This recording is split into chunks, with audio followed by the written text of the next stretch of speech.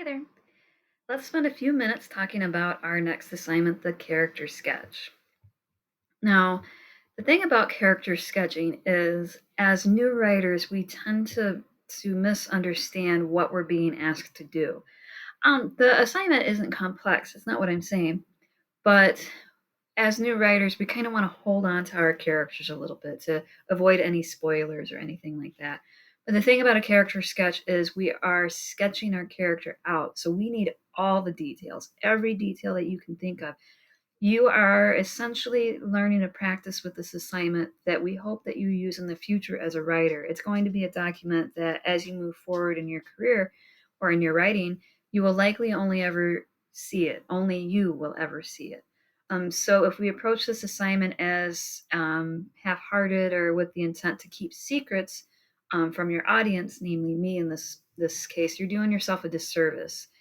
Dig into your characters, really get to know them, write down everything. Do not avoid spoilers because we need to know everything about our characters in order to be able to write them. And I talk a little bit more about that in my video on character development.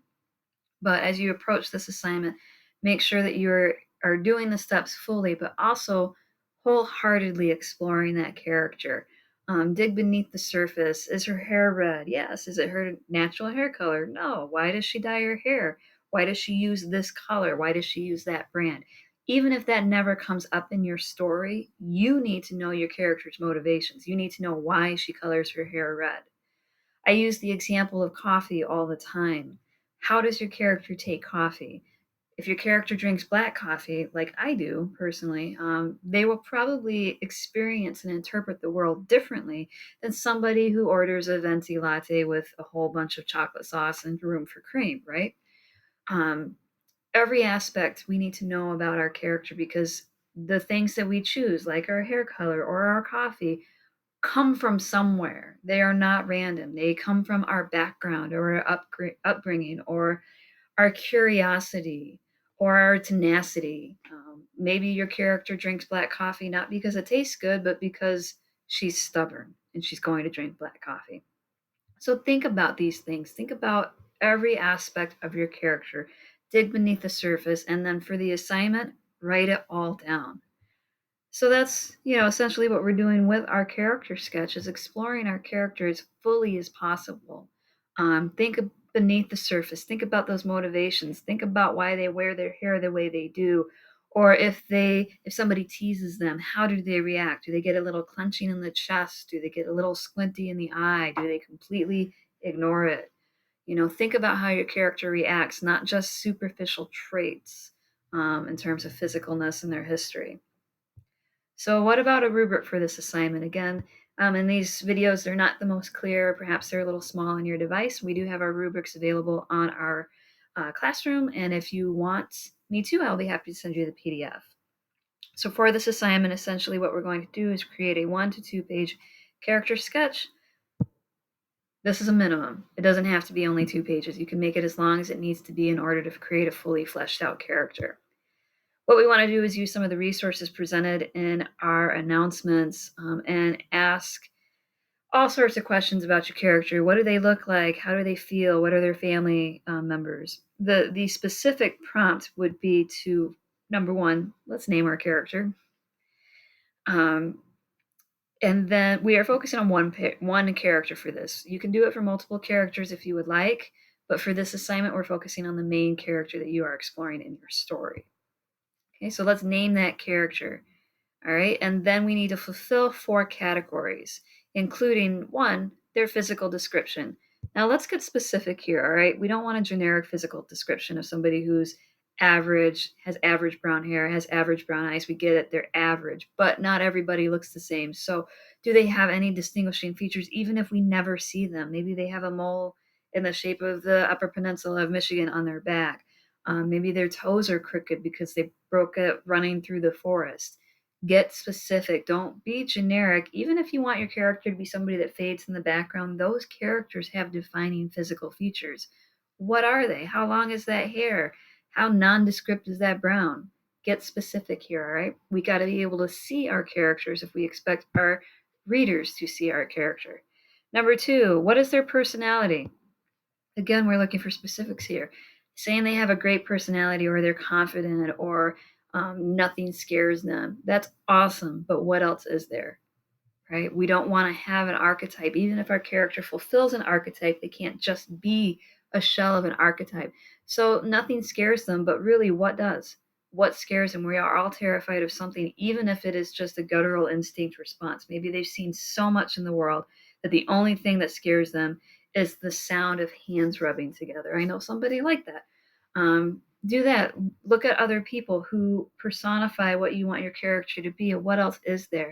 They are severely depressed people.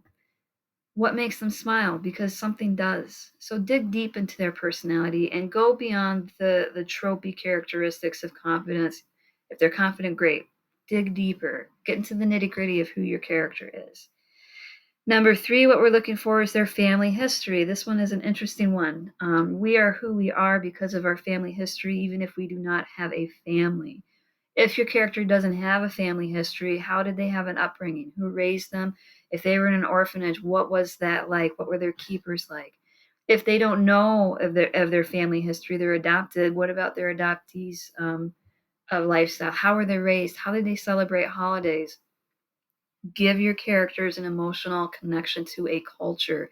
We don't, well, most of us don't just get dropped off into existence. We have a background, and that background shapes everything about us, from how we take our coffee to if we swear when we stub our toes running through the trees. Think about who and where your character comes from, and let's explore that. And then the 4th thing that we are looking for is a personal conflict. What drives your character? We want to be specific. They lost their entire family. That is excellent motivation. But dig deeper. Why are they pursuing revenge? What satisfaction will they get from it? If you have a character who's an alcoholic sitting in a bar or staring at a glass, trying to determine if they're going to take that sip and break their sobriety, that's a personal conflict. But where does that come from? And what happens if she does take that sip? So really get specific in what the personal conflict is. The conflict is derived from who the character is, but it also drives the story. Without conflict, we don't have a story. So those are the 4 main prompts that we're going to be answering. Name your character, give us the physical description, give us their personality description, give us their family history, and give us their personal conflicts. Remember to be as detailed as possible. But that's not it. The other thing that we're going to be doing with this is actually asking specific questions. When you're finished listing your character's attributes, we want to pick one attribute and fully explore it. Character is the heart of fiction, right? So we want to make sure that we are specifically exploring that singular conflict. And another aspect that we're doing is, like I mentioned, those questions. You actually have to interview your character. Give me 5 questions that you have asked your character and have your character answer them. Do not answer them for your character. Have your character answer them. And yeah, Rowan, I know that sounds crazy and all. We're talking to ourselves, but that's what writing is. It's crazy talking to yourself. So actually interview your character. Okay. So let's take a look at our critical elements. It's on our next screen, actually. Okay, so this is the critical element part of the rubric. This is what we're going to be assessed on. I'm not going to go over all of that. It's just an overview of what we need to do to get that proficient score. So we're talking about our detailed description. We need to have a detailed description of our character. That includes the name, the physical description, the personality. It's going to include the family history and the detail of that personal conflict. So your first section is going to be the description of your character. That's critical element 1. The next critical element is going to be those questions I was talking about. Interview your character. Ask at least 5 questions. Ask more and have your character answer them. Do not answer for your character.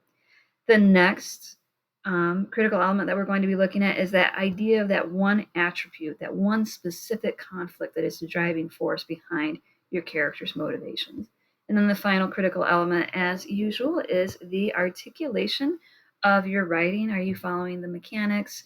Are you writing legibly? Are you showing, proficiency in our craft? Okay, so that's the rubric. So once again, what we're doing here is essentially designing our character.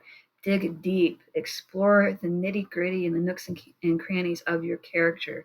Do not hold back spoilers. There's no such thing as a spoiler when you're creating your character sketch, because in the future, the sketch is just going to be for your eyes only.